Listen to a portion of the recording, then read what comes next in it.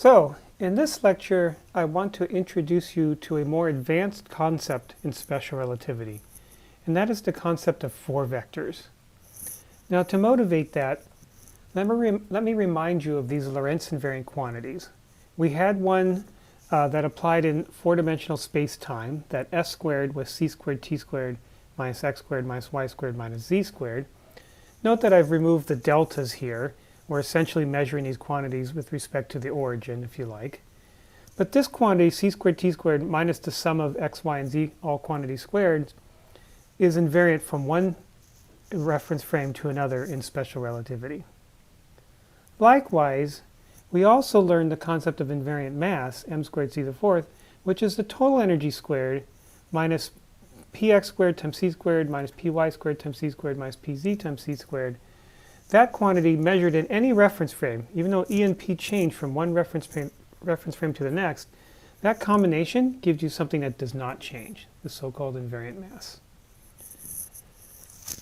So we can generalize that these are the invariant lengths, in quotes, of four-dimensional vectors in space and time and in energy and momentum. In other words, let's put time and space on the same footing and energy and momentum on the same footing. And let's define what are called four vectors, x and p. X for the space-time one, p for the energy-momentum one.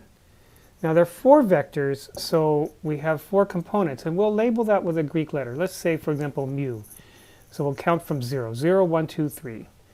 That's four vectors. And I write x mu for my four vector for x. And here's the four components, say, written in component notation within parentheses. I have an x0 component, x1, x2, and x3. But what we really mean by that, the x0 component, is c times t, time times the speed of light.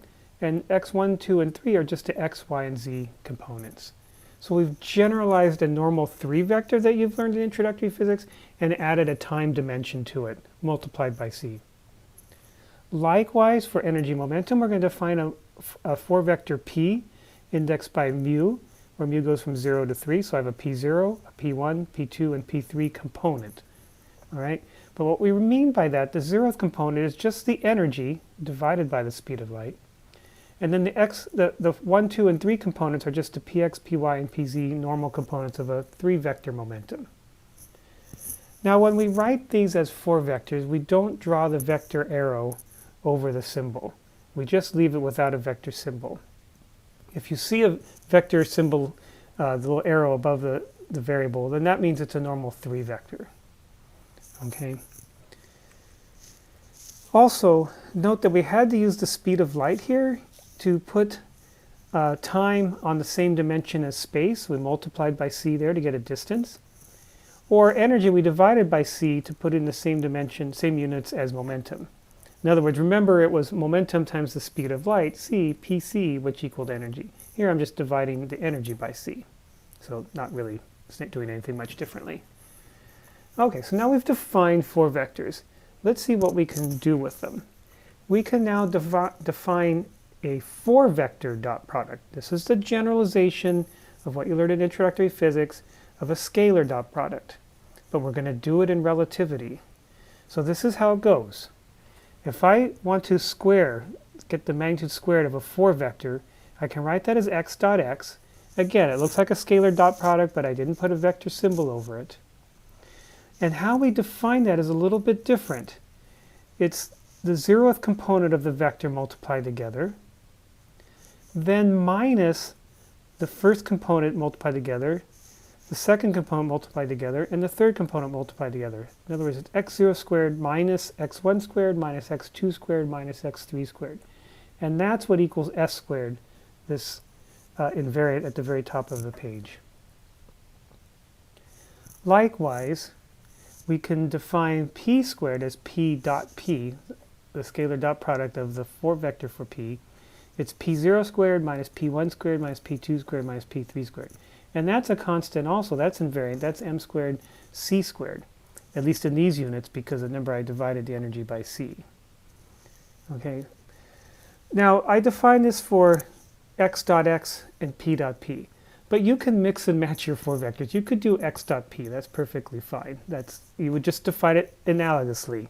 You take the 0th components, multiply together, but you subtract off the product of the first, second, and third components multiplied together. Okay?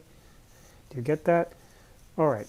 Let's work with this last equation here. So in this box, this last equation, let's do an example, and I'll show you how to work with 4 vectors. And what you'll see is if you can get this concept, it can make solving problems in relativity simpler in terms of the algebra, even if it's a little bit more abstract. Okay, so here's the example. Oh, before I get to the example, one comment here.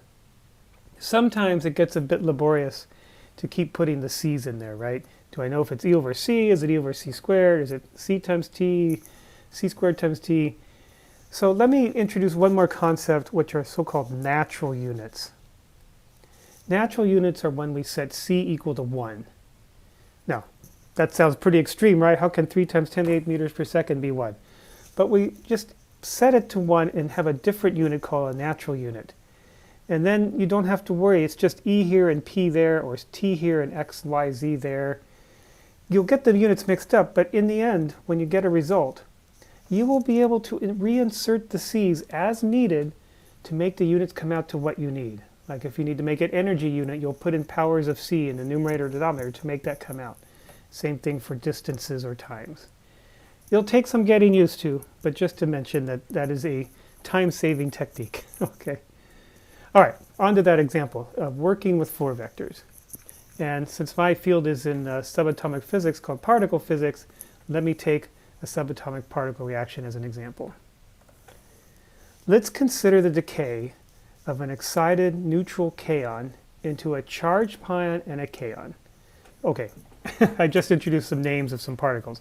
But rather than just write it as A goes to B and C, I'm going to give real particle names here. So there's a particle called the K0 star. It's an excited kaon. It's neutral. It can decay to a positive kaon and a negative pion. These are just names for particles called mesons.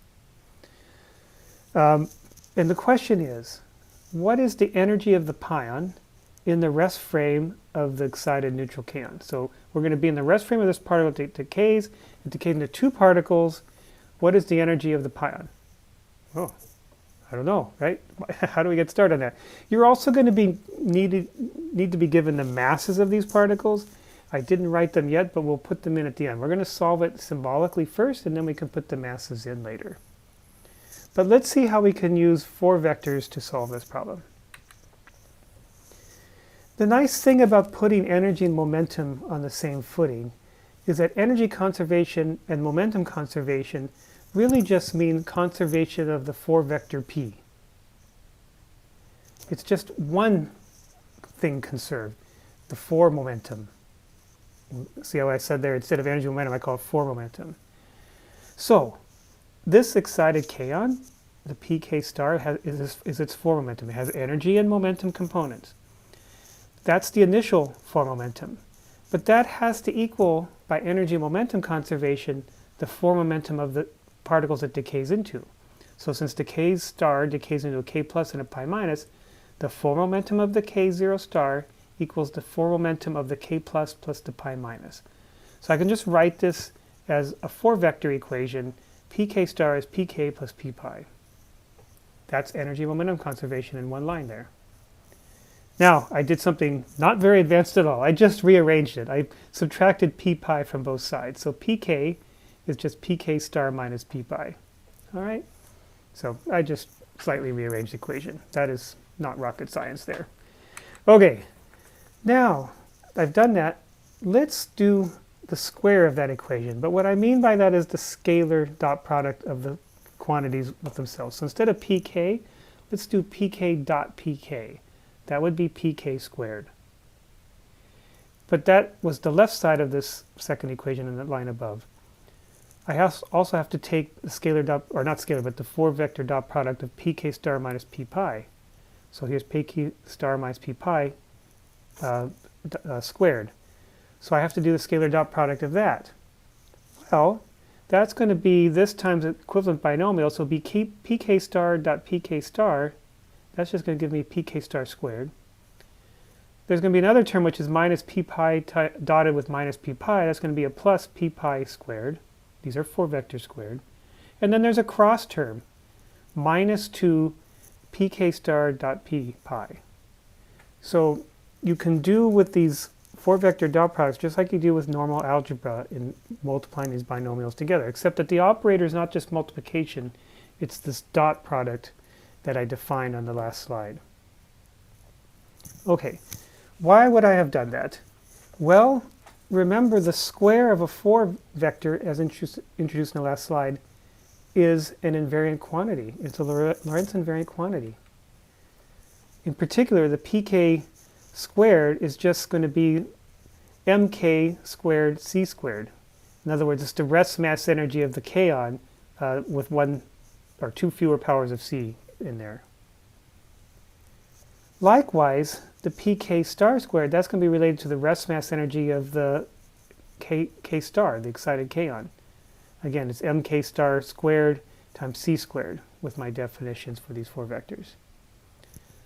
Same thing for the pion. That scalar dot product, p pi dot p pi, that's going to be the rest mass energy of the pion with 1 or 2 fewer powers of c squared. So m pi squared c squared.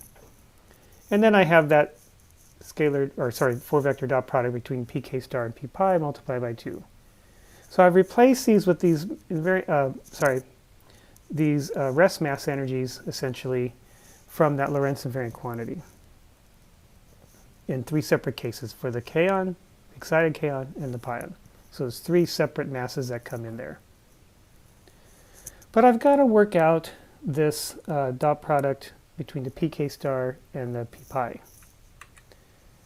So now let's take what the problem told us. The problem told us that we are in the rest frame of the k0 star, the excited kaon. Well, what does that mean if you're in the rest frame? It means that that particle is not moving. It has no momentum. So pk star is just going to have its energy term, the mk star times c, because remember I had divided energy by c, so it's not a c squared. But since it has no momentum, x, y, and z components of momentum are just 0, 0, 0. So this was the energy component. These were the px, py, pz components. So that's the 4 momentum of an excited kaon in its rest frame. What about the pion? Well, its 0th component is the energy of the pion divided by c. Hey, that's what I'm trying to find out, right? The energy of the pion here. But I don't know what it is. I just got to solve for it. And then its x, y, and z components. I don't know what those are either, but we want to solve for them. Or, turns out, we don't need to solve for them. Because when we do the dot product of pk star dotted with p pi, I'm taking the dot product of this vector with that 4 vector. So I'm going to multiply the 0th components together, the mk star c times the e pi over c. And then I'm going to multiply 0 by px, 0 by py, and 0 by pz. Those other 3 terms are going to be just 0. So I can expand out now. So here was my equation from the second line when I worked it out. So here's the mk squared c squared equals mk star squared c squared plus m pi squared c squared. And then that minus 2 pk star dotted with p pi, that 4 vector dot product, is now replaced with minus 2 and then the mk star c times the e pi over c, which is just these 2 things multiplied together. And the c's are actually going to cancel, right? So in fact we can just make that explicit. So that c cancels with that c. Okay, now we can just solve for the energy of the pion, which is what we were looking for. So basically I'm going to move the 2 of the mass terms over to the other side of the equation, and then I'm also going to multiply by minus 1/2. And so what I will end up with is that that energy of the pion is going to be mk star squared times c to the 4th plus m pi squared c to the 4th. Those are from those 2 terms brought over and then multiplied by a minus 1/2. And then subtracting off mk squared c to the 4th, all divided by 2 mk star c squared. So now I've introduced a c squared in the numerator and denominator to put these as rest mass energy squared in the numerator over rest mass energy in the denominator. And so that would give me just energy as units for the pion as needed. Okay, so we solved it. It wasn't really a lot of algebra. It was just trying to understand how to do these multiplications together. Now, as I promised, I would give you the masses of these particles. So the rest mass energy. So this excited kaon, the K0 star, has a rest mass energy of 892 MeV. The kaon is a lighter version of that K star. In fact, it's charged, though. It's 494 MeV. The pion has a rest mass energy of 140 MeV. So if you put these numbers in there, squared where appropriately needed, you'll get that the energy of pion is about 320 MeV. So yes, you can solve for that energy in such a reaction. All right, that ends this lecture introducing 4 vectors in relativity and one example of applying them.